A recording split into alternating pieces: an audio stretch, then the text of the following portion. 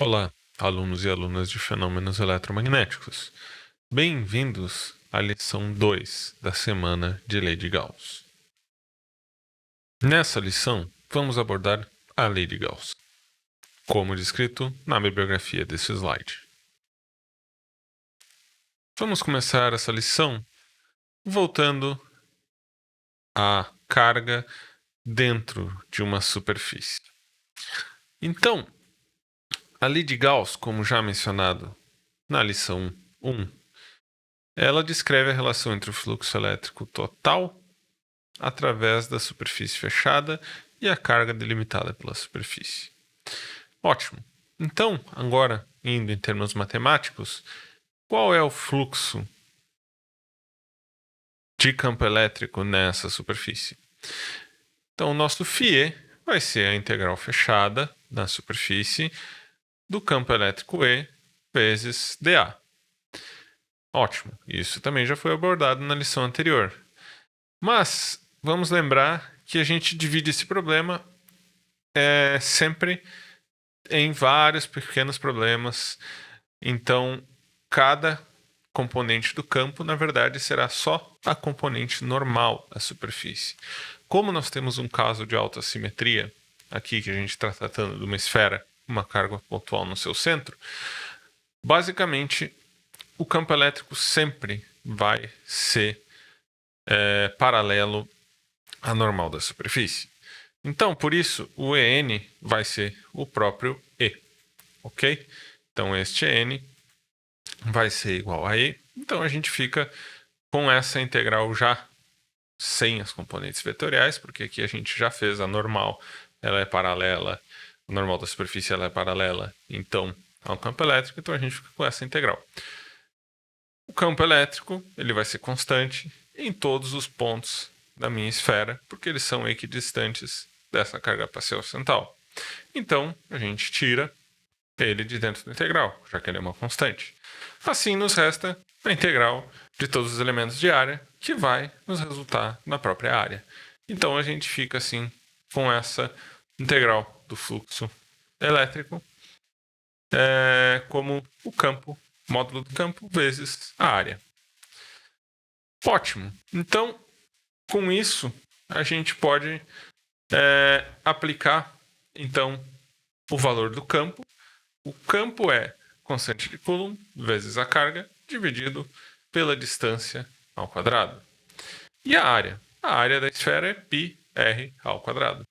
Como eu tinha mencionado já na lição anterior, esse r na menos 2 com esse r ao quadrado vão se cancelar e a gente vai acabar sem dependência do raio. Então, no final das contas, a gente tem o fluxo elétrico como sendo 4π constante de Coulomb vezes a carga. Lembrando que a constante de Coulomb pode ser escrita como 1 sobre 4πε0. Dessa maneira, então, o nosso fluxo elétrico fica apenas a carga dividido pela permissividade no vácuo. O que essa equação nos diz? No final, essa equação nos diz que o fluxo total é proporcional ao número de linhas de campo. Por quê? Porque a gente tem esse termo Q aqui. Então, se eu tenho 2Q, eu tenho o dobro de linhas de campos, porque eu tenho o dobro de carga. E assim por diante. Além disso, a gente também... o número de linhas de campo é proporcional à carga no interior da superfície. Exatamente o mesmo raciocínio anterior. Quanto maior a carga, maior vai ser o número de linhas de campo. E também todas as linhas de carga devem passar através da superfície. Então, se a carga está dentro de uma superfície, todas as linhas de carga dela têm que atravessar a superfície. Não há alternativa. Agora, vamos analisar 3 diferentes superfícies juntas. Então, a gente tem uma superfície S1, que é esférica, e uma superfície S2 e outra superfície S3, que não são esféricas. O fluxo em S1, a gente já sabe que é Q dividido por ε0. O fluxo em S2 e S3 vai ser o mesmo, porque no fim das contas, o mesmo número de linha atravessa essas mesmas superfícies. Então, obviamente, não há alternativa a não ser o fluxo ser o mesmo. Então, a gente cai nessa definição. O fluxo total através de uma superfície fechada ao redor da carga pontual Q é dada por Q dividido por ε0. E ela independe da posição da carga no interior da superfície.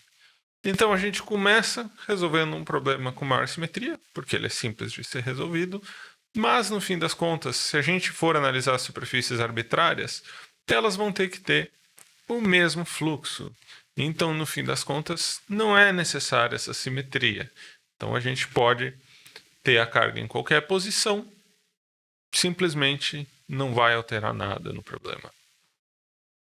Agora, vamos generalizar o problema para N cargas. Então, como mostrado nessa figura, a gente tem uma carga Q1, Q2, Q3, Q4 e superfícies S, S' e S2'. Olhando esse problema, a gente sabe que o fluxo elétrico nessa superfície S, ele vai ser Q1 dividido por ε0. Por quê? Porque só tem uma carga Q1 dentro dessa superfície. O fluxo por conta das cargas Q2, Q3 e Q4 será zero, porque elas estão fora dessa superfície. Já na superfície S2', a gente vai ter um fluxo elétrico zero, porque todas as cargas estão fora dessa superfície, o que leva a um fluxo zero, porque todas as linhas de campo que entram saem por ela. E já essa superfície S', ela tem a carga Q2 e a carga Q3 dentro dela. Então, a gente vai ter o fluxo elétrico nessa superfície S' como sendo a carga Q2 mais carga Q3 dividido por ε0. Simples, a gente pode então matematizar esse discurso e no fim chegar na lei de Gauss. Vamos utilizar então o princípio da superposição. O que é o princípio da superposição? A gente tem então que o campo elétrico total ele é a soma dos campos elétricos ocasionados por cada uma das partículas. Então, o fluxo elétrico, que ele é basicamente a integral de superfície do campo elétrico produto escalar com dA, ele vai ser, então, nosso campo elétrico a gente substitui pela soma das várias contribuições de cada uma das cargas, das N cargas. Então, isso a gente pode, então, soma de integral da soma é a soma das integrais. Então, aqui a gente simplesmente divide em várias integrais.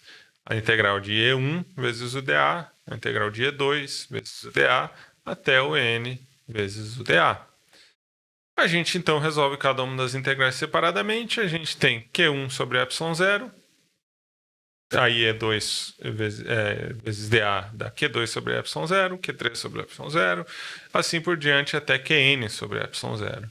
Então, essa soma total vai ser, no fim, a soma das cargas internas dividido por ε0. No fim das contas, a gente chega na lei de Gauss. A lei de Gauss basicamente nos diz que o fluxo elétrico, que é a integral de E vezes dA, é igual à soma das cargas internas dividido por ε0. Isso era o que eu tinha para falar para vocês hoje. Muito obrigado pela atenção e até a lição número 3.